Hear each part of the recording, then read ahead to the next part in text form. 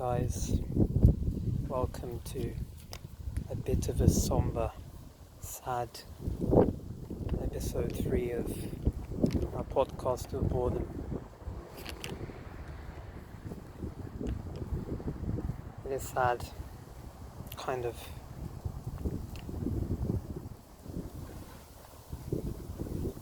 because I start off with a topic that nobody really wants to make. I wish that this wasn't needed, but yeah, sadly on Friday during the Formula 2 race,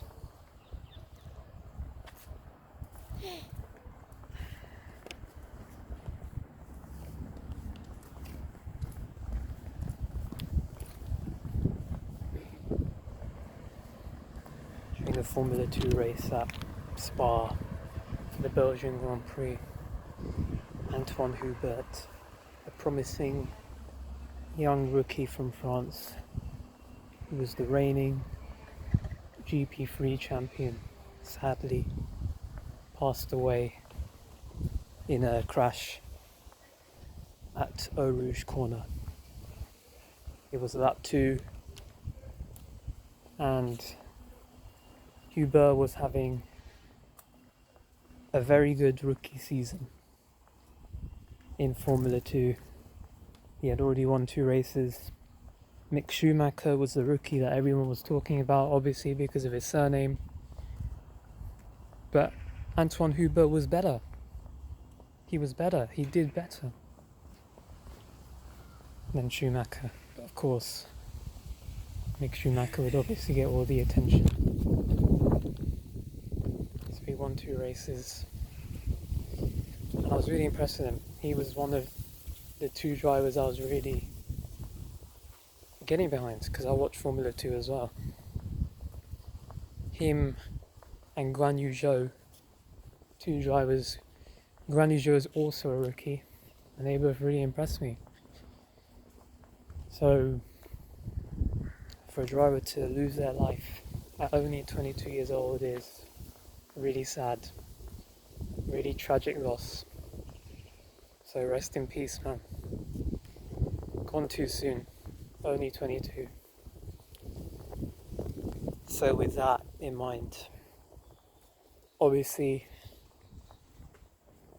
the Belgian Grand Prix Formula 1 having been on its summer break, we were all looking forward, we were all excited until yesterday's sad events, which nobody would have wanted to happen. Unfortunately, it was out of everyone's control, really. I guess I'll talk about quali first. Ferrari was expected to be the fastest car going into the weekend because the Ferrari has the best engine on the grid. They are the fastest car in a straight line. And that was the case because it was Ferrari 1-2 in qualifying. Gotta say, big shout out to Charles Leclerc, 7/10 quicker than Vettel.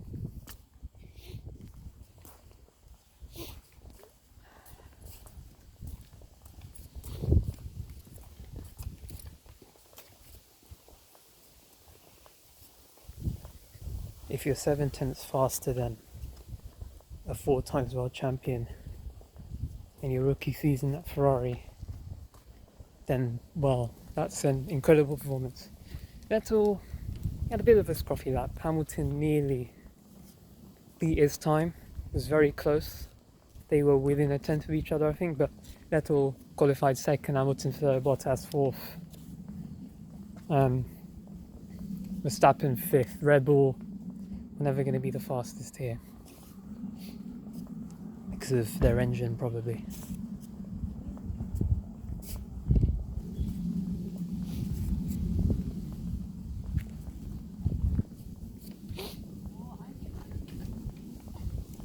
Why is everyone very Indian? Why are they coming this side? So yeah, the main talking point coming into this race was how Albon would perform in his first race for Red Bull, how Gasly would perform in his first race back to Toro Rosso, and Albon decided, well, the team decided that Albon might as well just not do qualifying because he had a grid penalty for this race, so he started 17th. And I will get on to Albon later on. Very positive stuff to say about him. And I think Gasly also, I'm not sure about Gasly, I think he had a penalty or something. There's a lot of drivers that have penalties for this race, so Albon decided not to do qualifying. So yeah, that was it really. That was the top 5, top 3 teams covered. Who else can we discuss? Haas looked pretty decent actually on 1 lap pace, which isn't anything new. And I will talk about Haas as well later on because making headlines for all the wrong reasons again. So yeah, I'll get into the race now. So I guess the big talking point of the Belgian Grand Prix was the turn 1 incident on lap 1.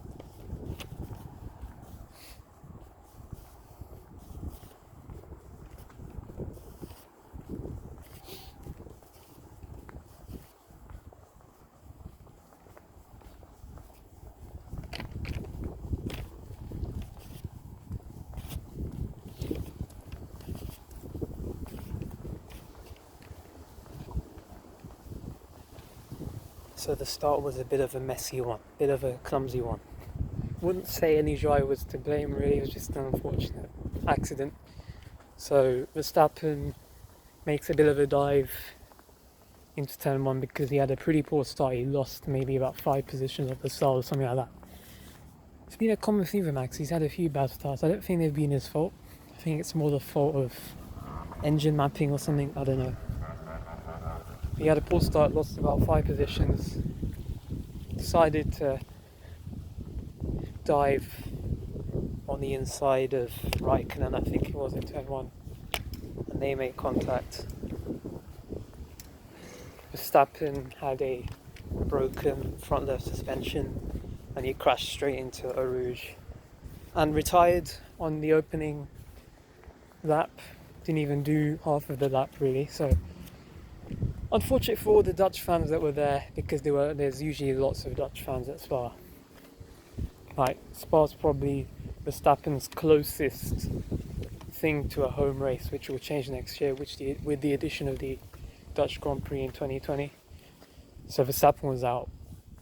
Raikkonen, well, his race was ruined, he never really recovered. He had damage to his floor, I think, so he finished outside the points, something like that. So rotten day for Alfa Romeo, and I will say rotten day for both drivers, because I will come on to Giovinazzi later. So yeah, Verstappen out. I've got to say, I don't know what happened to Carlos Sainz. Bit of a weird incident with him. He had some funny issue with his clutch, maybe, and he retired as well on the opening stages. So Sainz retired, bad day for McLaren, I'll get onto that as well. So yeah, Sainz unlucky with that.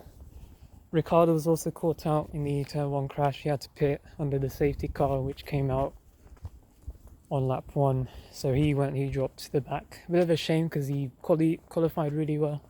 He did have a penalty, but it wasn't a last place kind of thing. He started maybe 12th or something like that.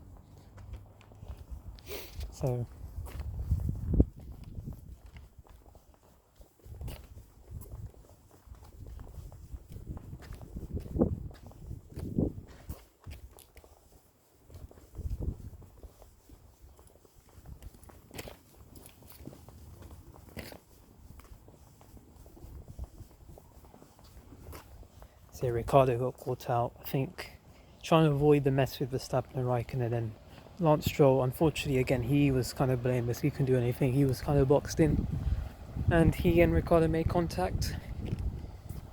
And yeah, I will get on to Ricciardo again later on. So that was the turn 1 crash discussed.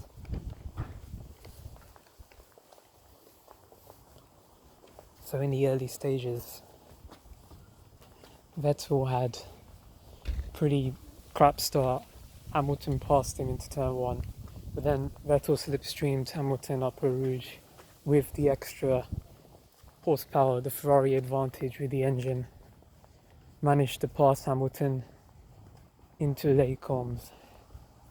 So Vettel repassed Hamilton on that first lap. So it was a Ferrari 1-2 in the early stages. It's pretty close. Vettel was keeping Leclerc honest early on. Then unfortunately Vettel never really had the pace the whole weekend. Leclerc was always the faster driver really. And Vettel never really had much of a chance. So yeah, Leclerc was pulling away. Vettel pit early. He pit the earliest out of the top 4. And that will hurt him later on. So he tried to do the undercut on Hamilton or something like that. And it worked. In fact, it worked so well that he came out in the lead because Hamilton, Bottas, Leclerc stayed out a bit too long perhaps. And they all came out behind Vettel, but he was pretty quick to see that Vettel just didn't have the pace. He was struggling on his tyres and he had to come in again. So Ferrari fucked up that strategy, didn't they? Big time.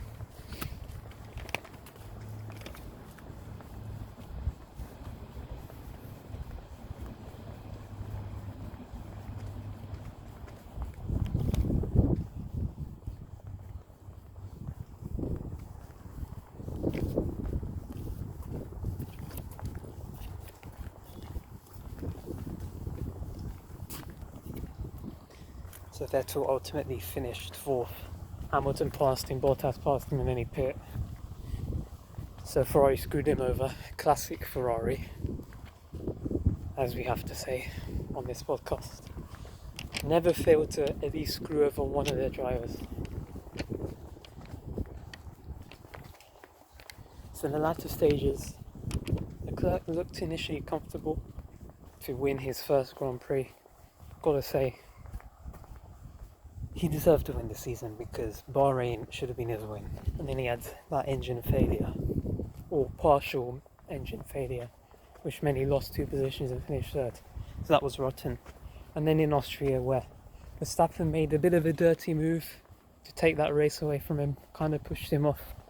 I wouldn't say you deserve a penalty, but it was a bit of a dirty move. It's legal though, so can't really complain. So yeah, I really wanted it to win, and it looked like he was going to win at Belgium today.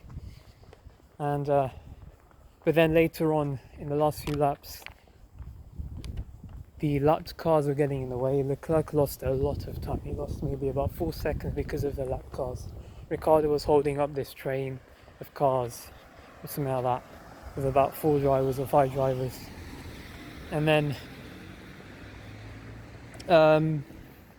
Leclerc caught up to all these people and he lost about 4 seconds. And then Hamilton was right on his ass in the last couple of laps.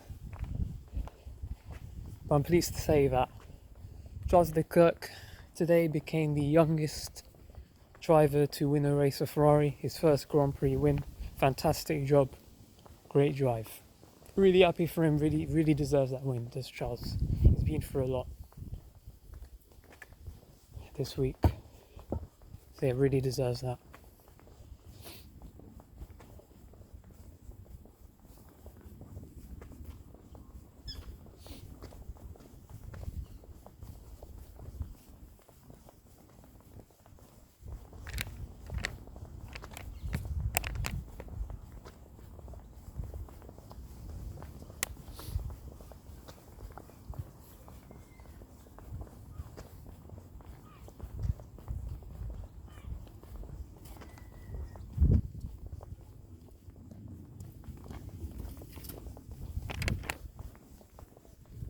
So we've talked about the top 4.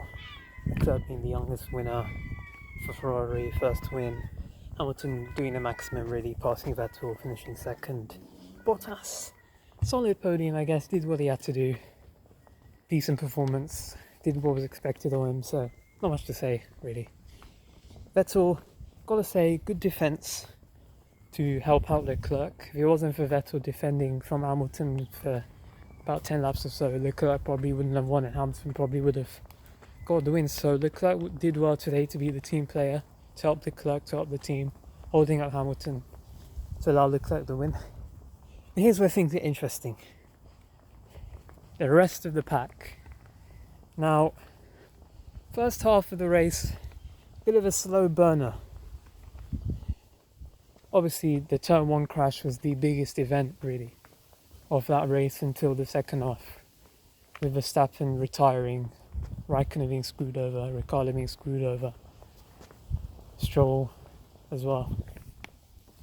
But gotta say, hats off to Alex Albon, from 17th place to 5th. Fantastic. His first race for Red Bull, pulled off the 2 best moves of the race. First one went round the outside of Ricciardo into the corner with no name. That was brilliant. Even better, this move was ballsy. Going on the grass on the Kemmel Straight, overtake Perez on the last lap to get that 5th position. Best of the rest, maximum result he could have achieved, and he did it. So well done to Alex Albon. My driver of the day, finishing 5th. Sergio Perez, solid. I think a crucial result for Racing Point, because it's been a long time since Perez has scored points. The last time Perez scored points was in the 4th race back in Baku, so he really needed this. The whole team needed this to try and catch up to Renault, and they got a solid boost from that. So well done to Perez. Got a bit sticky with Albon near the end. Bit of a weird incident with him and Albon kind of trying to get DRS, but still, good result.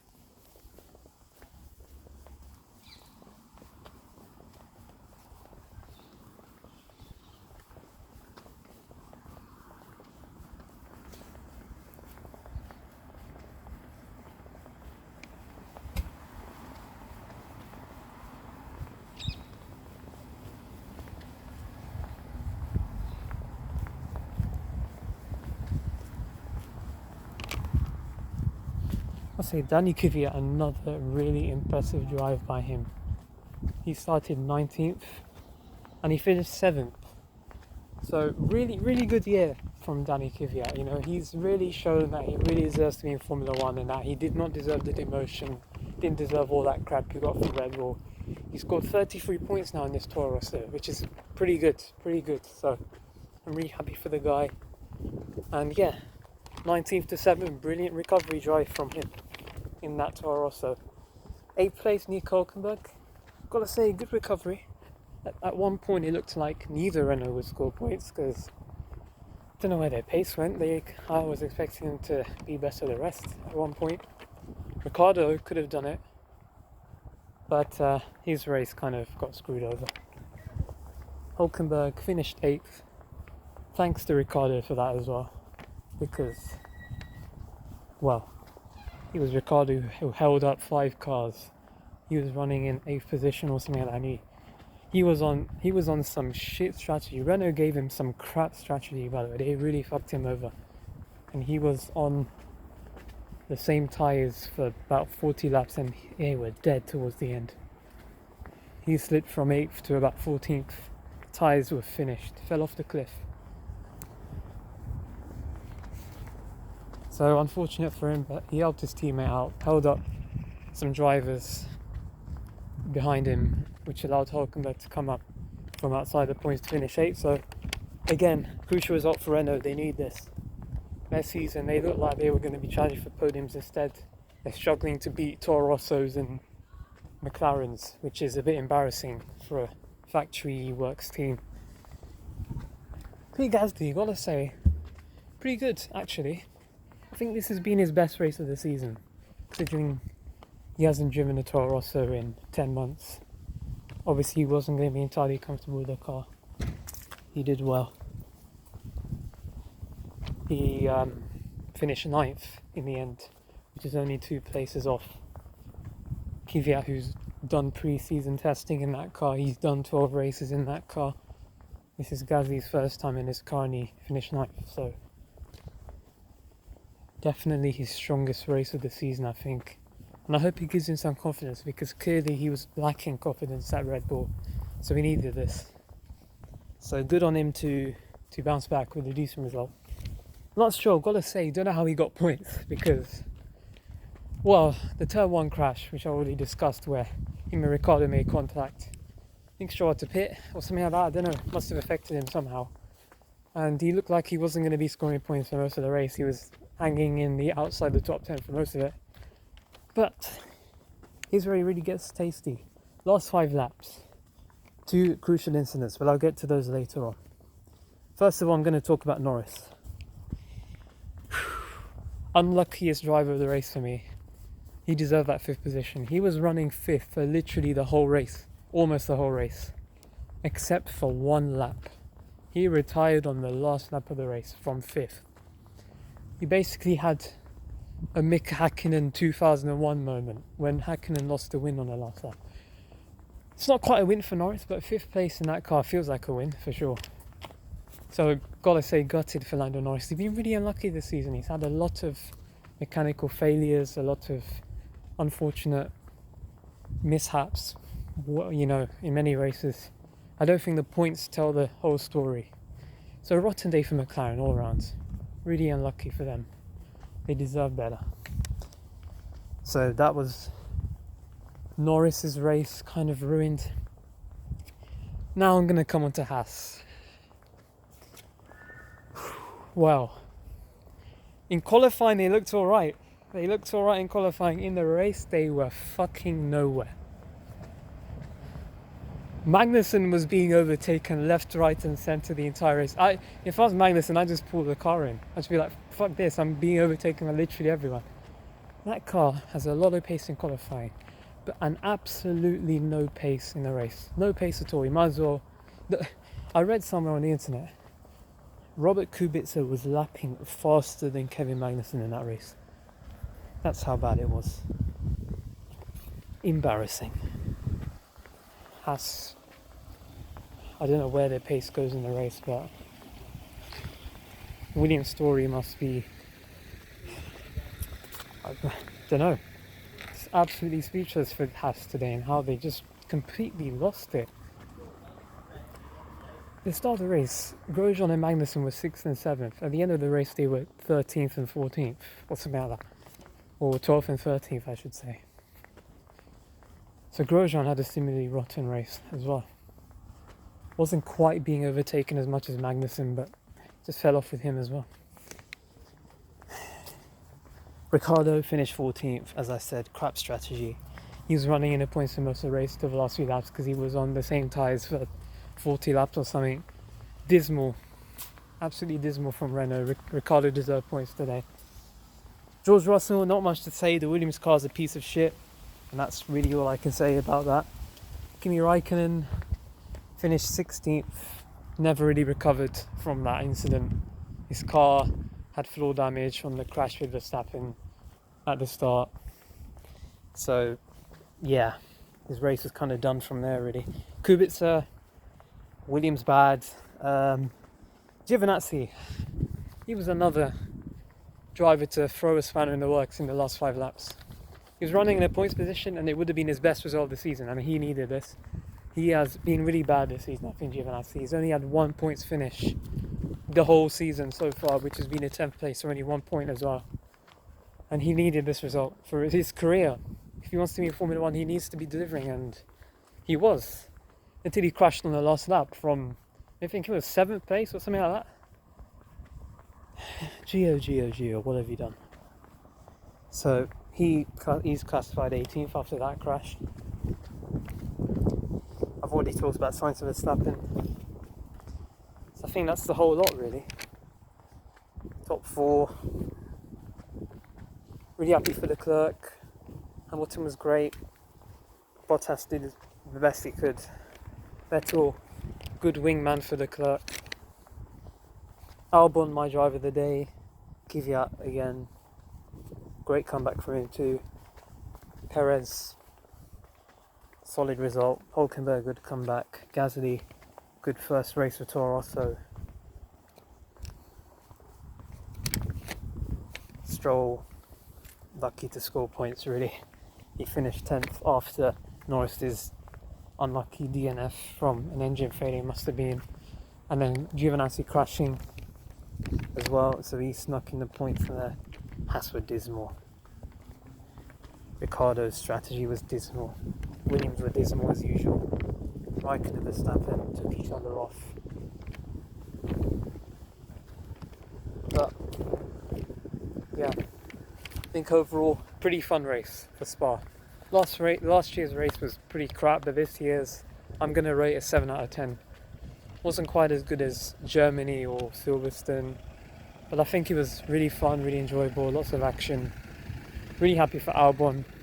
Albon, as I said, driver of the day, making two incredible moves, 2 moves of the race from Ricciardo and Perez. So yeah, I think that's about it for the race. That's my 2019 Belgian Grand Prix review. And I just want to end by saying lap 19, because Anthoine Hubert's race number was 19. That was his car number. And a really great gesture from the public who were at the race on lap 19 to just stand up and applaud for the whole lap was fantastic. That really touched me. And I got the feels from that. I really did. And then all the people on Twitter on lap 19 tweeting heart emojis. I was one of them. Again, you never want to see drivers losing their lives, but when you see everyone just putting down their rivalries, putting down their hate comments, putting down the angry emotion, just to come together as a unity and show their respect for a driver, you love to see that. So again, just want to say rest in peace, Anthoine Hubert. You'll be missed, you'll be remembered. And thank you for watching episode 3 of this podcast, the 2019 Belgian Grand Prix review. Good race, emotional weekend. Great win for Charles Leclerc. Hope he does well in future. If there's any topics you'd like me to talk about, please leave them in the comments below. And I'll see you next time, guys. Take care.